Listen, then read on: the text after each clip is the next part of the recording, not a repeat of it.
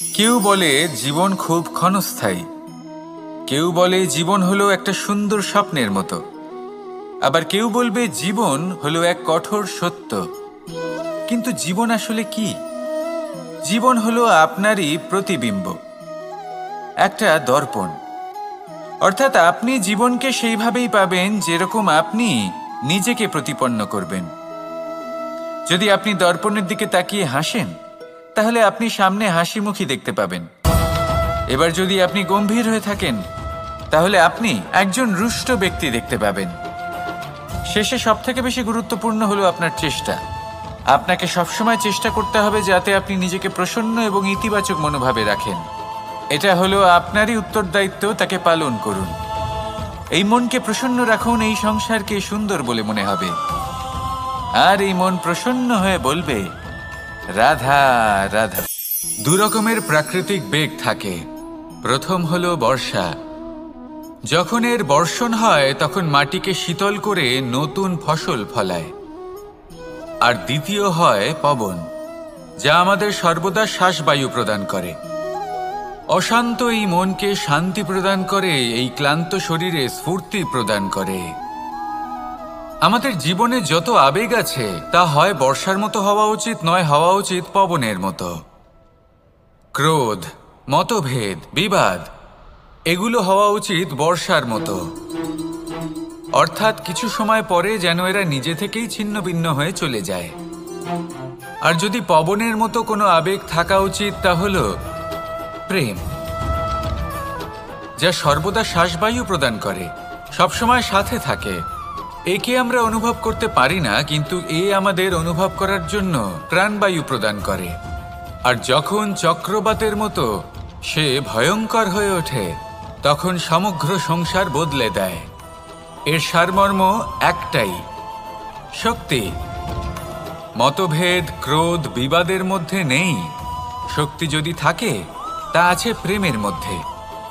তাই এই প্রেমকে মনের মধ্যে রাখুন আর আমার সাথে বলুন, রাধা রাধা।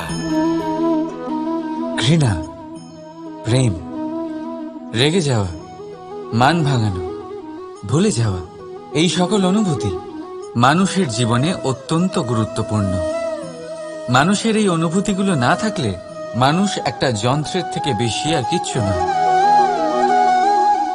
কিন্তু এই অনুভূতি আপনি ভুল দিকে চালিত করলে এরাও আপনাকে আর মানুষের মতো বাঁচতে দেবে না।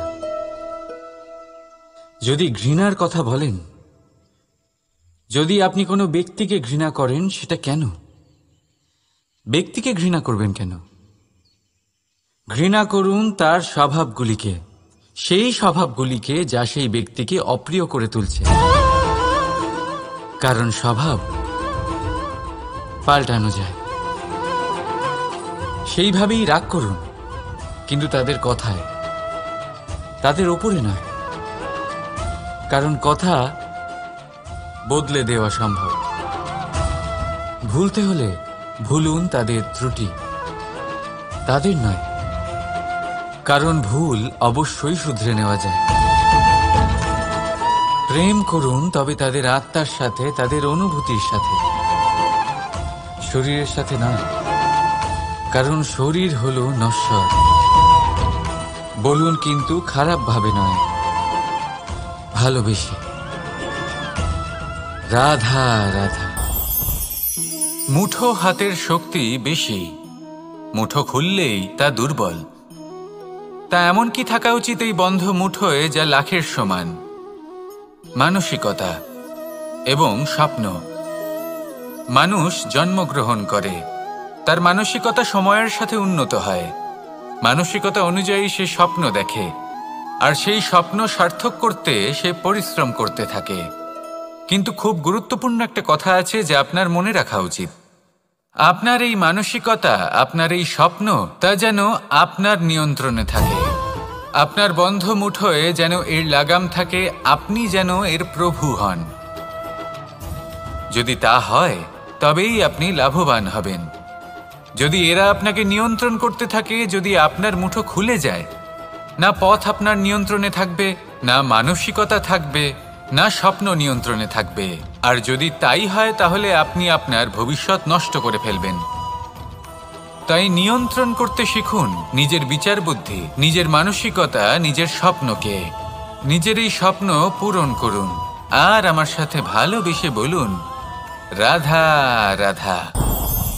প্রত্যেক প্রাণী ভালোভাবে জীবন যাপন করতে চান, এটা তাদের স্বভাবে আছে এবং ভাবাটা অনুচিত নয়। কিন্তু একটা ভালো জীবনের গুরুত্বপূর্ণ অংশ কোনটা? বসবাসের স্থান, সেই স্থান যেখানে আমরা জীবন অতিবাহিত করি। এবার মানুষ ভাবতে পারেন যে একটা ভালো বাসস্থানের অর্থ কি? সেই স্থান যেখানে সহজে জল পাওয়া যায়, যেখানে শুদ্ধ বায়ু পাওয়া যায়, যেখানে আনাজ উৎপন্ন হয়। এটা জীবনযাপনের জন্য পর্যাপ্ত বটে, কিন্তু ভালো জীবনযাপনের জন্য আরও একটা কথা আপনাকে বুঝতে হবে। সাধু, জ্ঞানী, পণ্ডিত ব্যক্তি, এই সকল মহাপুরুষ, এনাদের যে বাসস্থান তা অত্যন্ত বিশেষ হয়। এখানে এক ধরনের বিশেষ ইতিবাচক শক্তি থাকে, এমন একটা স্থান যেখানে দেবতারাও বিচরণ করেন। জীবন আমরা সবাই যাপন করি, কিন্তু জীবনের উদ্দেশ্য শুধুমাত্র জীবন যাপন করা নয়। জীবনের উদ্দেশ্য হল মুক্তি লাভ করা। আর এই সকল সাধু, জ্ঞানী, পণ্ডিত ব্যক্তি, এই সকল মহাপুরুষ আপনাকে মুক্তির পথে নিয়ে যেতে পারেন।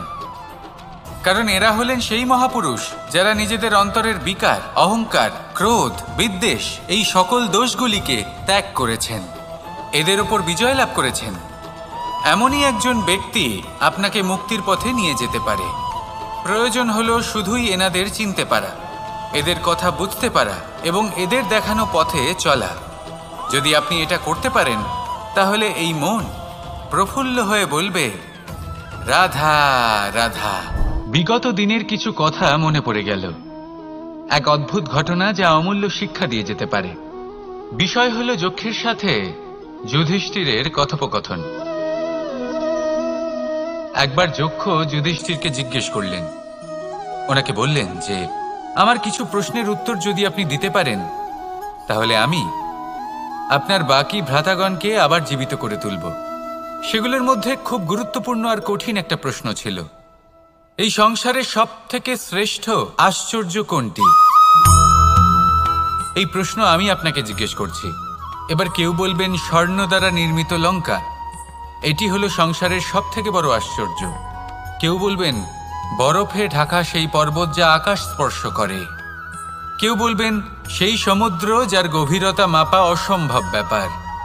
কেউ বলবেন সেই বায়ু যা আমরা দেখতে পাই না, কিন্তু তা আমাদের জীবন দান করে।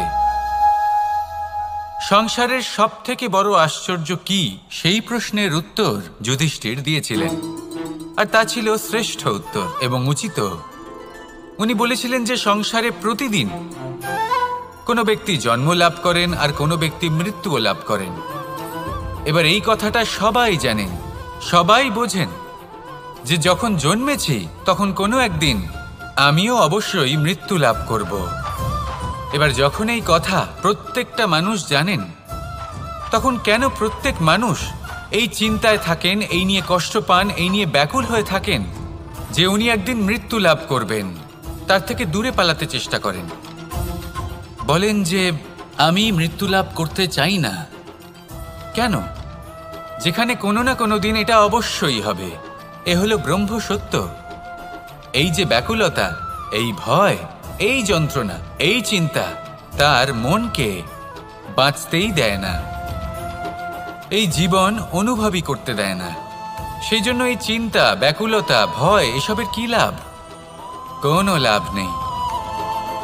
সেই জন্য যতক্ষণ জীবনযাপন করছেন প্রত্যেক মুহূর্ত যেন শ্রেষ্ঠ হয়, আনন্দময় হয়, প্রেমের দ্বারা পরিপূর্ণ হয়, সেই চেষ্টা করুন। চেষ্টা করুন যাতে আপনি যে কাজ করছেন তার দ্বারা যেন অন্যের মঙ্গল হয়।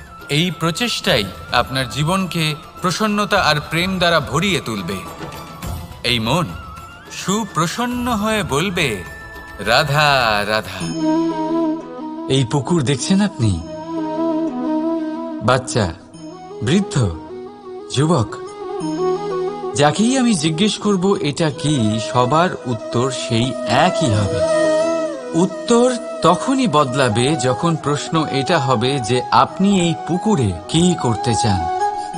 কেউ বলবে আমি এমনি এর পাড়ে বসে এই জল স্পর্শ করে ঠান্ডা হাওয়ার আনন্দ অনুভব করতে চাই। কেউ বলবে আমি এই পুকুরে সাঁতার কাটতে চাই। কেউ বলবে কাগজের নৌকা বানিয়ে আমি এতে ভাসিয়ে দিতে চাই। কেউ বলবে আমি মাছ ধরে নিজের জীবন যাপন করতে চাই, ইত্যাদি ইত্যাদি। আপনাকে একটা কথা বলে রাখি, আমাদের জীবনও এই পুকুরেরই মতন, একই রকম। কিন্তু আমরা এই জীবন নিয়ে কি করব সেই সিদ্ধান্ত আমাদের। এই পুকুরে আপনি মুক্তও পাবেন, আবার পাঁকও পাবেন। যদি আপনি মুক্ত পেতে চান তাহলে এই পুকুরের গভীরে আপনাকে যেতে হবে, ততটাই চেষ্টা করতে হবে যতটা করলে আপনি সেই মুক্ত অর্জন করতে পারবেন। না হলে শুধু পাঁকে হাত পড়বে। তাই যা আমি সর্বদা বলে থাকি, সিদ্ধান্ত আপনার।